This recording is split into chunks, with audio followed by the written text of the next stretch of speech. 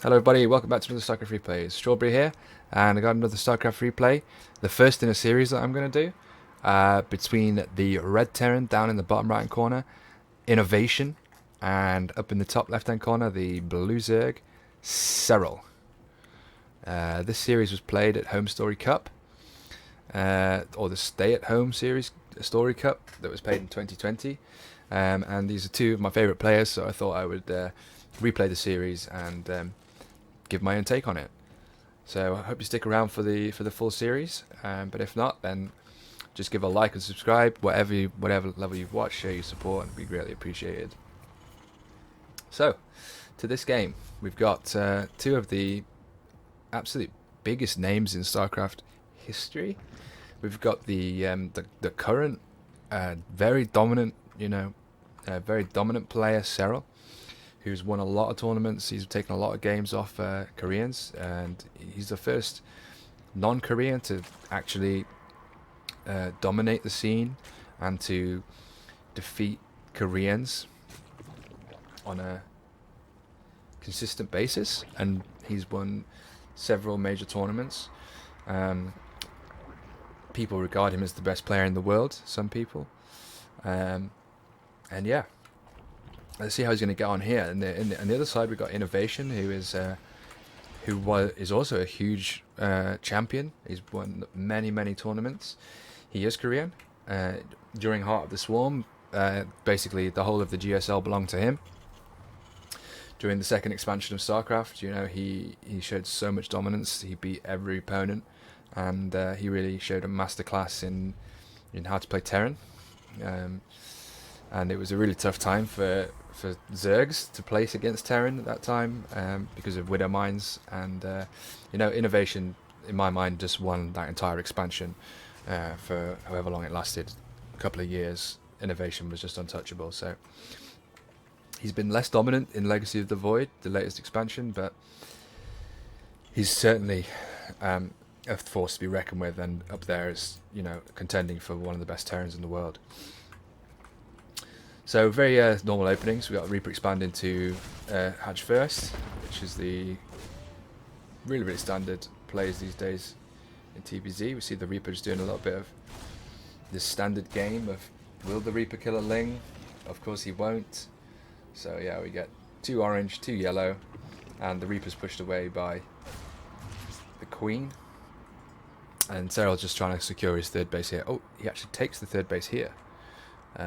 Just knowing that Reaper harasses can really delay things. It can delay things by quite a way. I mean, if he's trying to expand here, he still wouldn't be able to do it. So it can be quite a delay. So Serral really showing some innovation by expanding here instead. So what's Innovation doing? We've got the reactor coming down in the barracks, and that means he's going to put the factory on there. He's going to make Hellions, and we got a starport as well as a third base. So the third base tells me that that's a pretty quick third base. It's third base before he's got any Hellions out, so that tells me we're going for a really long game from Innovation. Probably, I want to say, if I lick my finger and stick it in the air, there's going to be some mech coming out of Innovation, although I'm not sure if I've ever even seen him play mech before, quite frankly. So let's see. But I mean, he's got a barracks floating around doing nothing, and I don't know. I think if you're going for a fast third base, that tells me you want the gas, right? You want extra gas mining, so you want factories and whatever else. That's my guess. So we see the tech lab coming up. Let's see what he's going to do here. Really interesting what you can do out of the tech lab. So he sees the Overlord is currently seeing him. He starts a Banshee. He does not start the upgrade on the tech lab. Let's see what happens when the Overlord dies. The Overlord dies, and he starts the upgrade.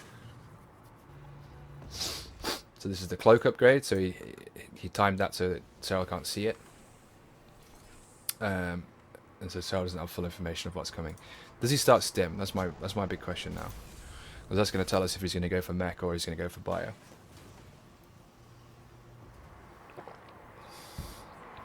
He does start Stim, so living up to his reputation, he's going to play bio. As the Hellions come in, Queens are ready to defend. What's going on from Serral's point of view? He's getting 2 evolution chambers. So lovely surround. Really nice surround. There's a second one. Nice. Picking up 2 Hellions there. Really worthwhile. You generally shouldn't be losing any Hellions as a Terran. But Serral showing some skills. So yeah, the double evolution chamber, double melee upgrades. So melee upgrade and carapace indicates that Serral's going to go for a heavy Zergling based composition. Probably with Banelings. Excuse me, which is the perfect response to stim-based play. 2 Banshees saved up here before they've gone out. Saved them up. Waits for the cloak to finish before even sending them out. And let's see what they can get done. 4th base coming down for Serral. Getting up to full saturation, taking all of his gases, taking the gas here. Creep spread's looking great. He's got three queens committed to the creep spread at all times. Innovation takes his 3rd, gets his 2 upgrades, puts down 2 more barracks, going up to 5 racks, medevacs, siege tanks. It's about exactly what you could expect from Innovation there. Let's get to Innovation's player cam and watch him control these Banshees. Targets down the queen. Targets down some drones. The Spores reburrowing. Gets out. Slight miss micro. Targeted the lair there for a couple of shots. But otherwise, pretty calm micro. You know, I'm always surprised by watching pro player cams and just how calm they are, you know. How precise their actions are. Let's watch Serral. Can he keep the queen alive? Oh, just gets it back in time to transfuse. And building a macro hatch there as well as a Hydralisk den. As we go back to full screen. So yeah, the Baneling nest coming in, macro hatchery here just for extra lava. Ooh, looks like he's going to get him. Oh, just escapes. Of course, in the next patch they're going to reduce Queen's attack range, so probably wouldn't get either of them coming up. But don't get me started on that. So 15 workers went down. Those are some hero Banshees, 7 and 8 kills. They did a lot of work. They got a queen in there as well. Fantastic micro from Innovation. It's just, you know, watching it from their perspective, they really didn't seem like much went down, but actually 15 workers going down, so that's quite substantial. However, Serral's still at 80 workers. Through that he's just building drones. Every time he loses one, he builds one. Ultimately, not much of an interruption to his nice micro. Takes out the 2 queens there and picks up and gets everything out. Innovation. Just, it's a real treat to watch. Real treat to watch these games.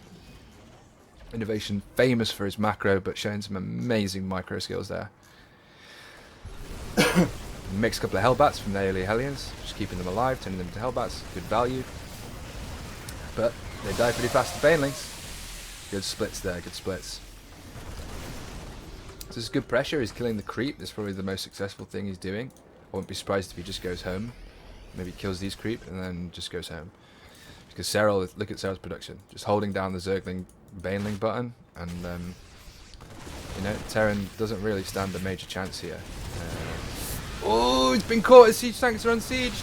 And Serral could have kept pushing there. Actually, he was pretty conservative, but it looks like he could have actually wiped his entire army. But yeah, Innovation, please go home, buddy. All right, you've done your job. You've kept Zerg honest. You've made them build units, and you killed some creep. You've achieved a lot already.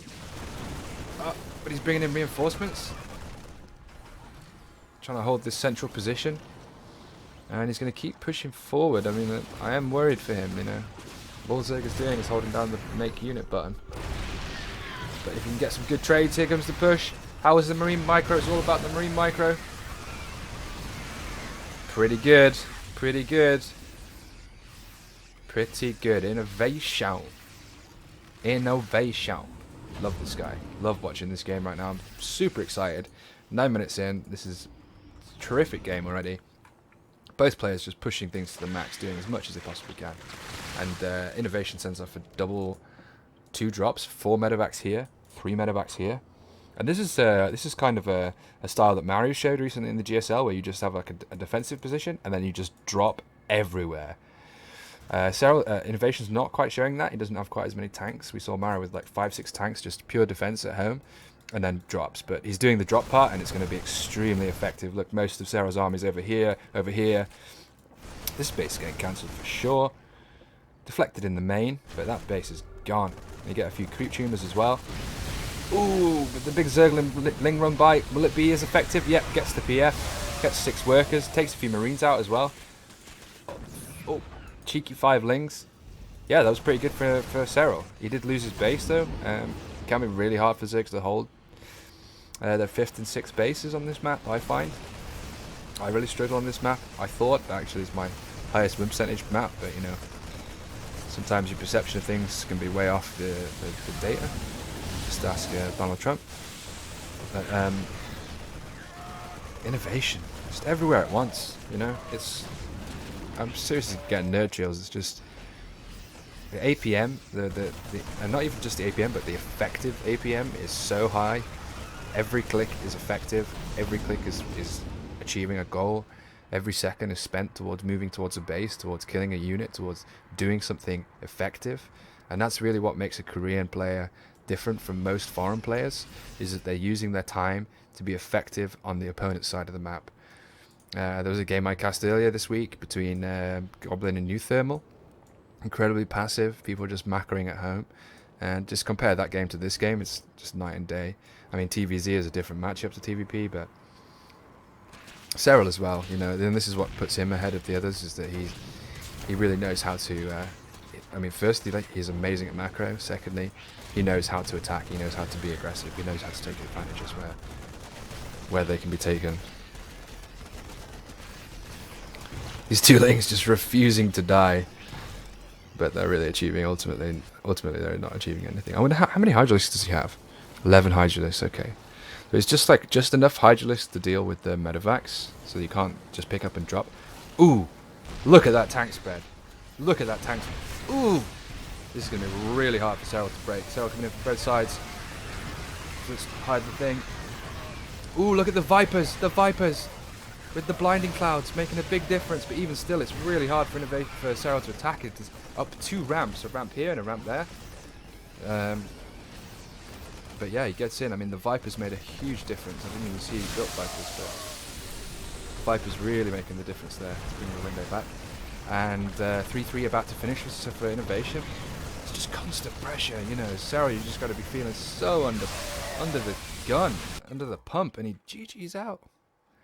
GG's out. Just relentless pressure from innovation. I mean, losing this base over here is probably the reason why Serral left. Because I think, you know, he can clear this out, probably. Maybe not, actually. But with reinforcements, maybe he can. But ultimately, what's he going to do? His mining is so interrupted. Terran's base is already back up, the one that he destroyed. So, you know, he's going to fall so far behind in the economy and therefore the army. And just look at the supply, you know. Serral showing his class, knowing that at this point, he can't win. And just getting out, saving his mental energy and getting into the next game. Hope you enjoyed it. I know I certainly did. Some of you may notice that I've changed the graphic settings and now we're playing on high graphic settings. I hope that's good for you, because bit of an oversight. But if you enjoyed my stuff, then please give me a like and a subscribe. It really helps me out, and I'll see you in the next game.